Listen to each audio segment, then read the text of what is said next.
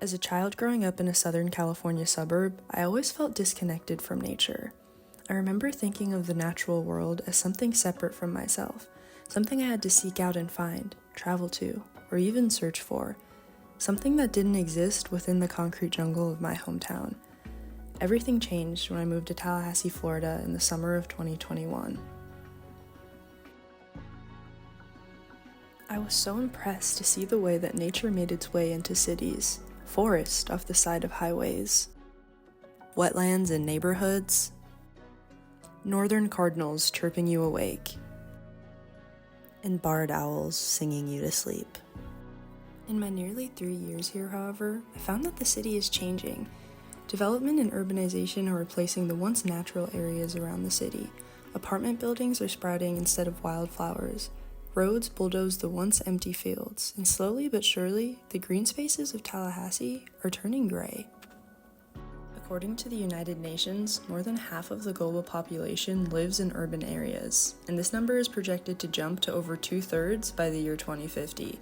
Urbanization often has very negative effects on the environment, such as deforestation, habitat loss, and pollution of both air and water. Urban cities without nature are driving the climate crisis. As reported by the UN Environment Program, it's estimated urban cities are responsible for 75% of global CO2 emissions and consume 78% of the world's energy. In the United States alone, 24 million acres of natural land have been lost in 16 years, mostly due to energy development and urban sprawl housing projects.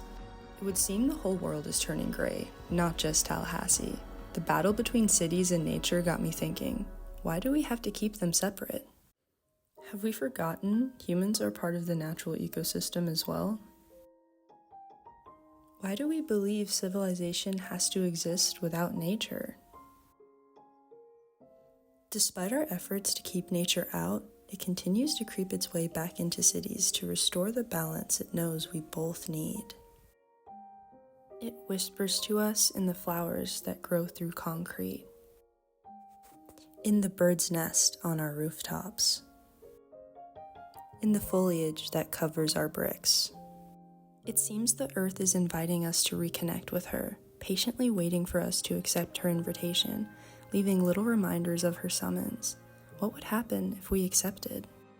Well, buildings that implement green roofs help regulate a natural cooling system, which leads to lower energy use. Biophilic design also supports groundwater recharge, which naturally replenishes aquifers. In a broader sense, reintroducing nature to our cities highly improves air quality and helps prevent water pollution by mimicking wetlands and creating a natural filtration system that treats waste and stormwater. In addition to this, biophilic architectural structures can serve as an opportunity to incorporate and in some cases reintroduce native plants to the area while creating habitats and encouraging thriving pollinator populations. This is not only good for the environment, however. According to the American Psychological Association, spending time in nature has been proven to improve one's mood, cognitive ability, better mental health, and overall well-being. I imagine this for my community. I see green roofs atop buildings and native grasses replacing sidewalks. I see hanging vines and birdhouses on light posts. I see solar panels and wind turbines, trees and water fixtures. I hear buzzing bees and singing birds. I feel purified water dancing on my skin and clean air filling my lungs. I see people empathizing with the environment and wanting to protect it. I see a spark awakening in us as we realize our planet may never be what it was, but working together can turn it into something new and create an age where civilization and nature can thrive together. It's not going to happen overnight, but we have the power to start now and integrate nature into our cities and future infrastructure.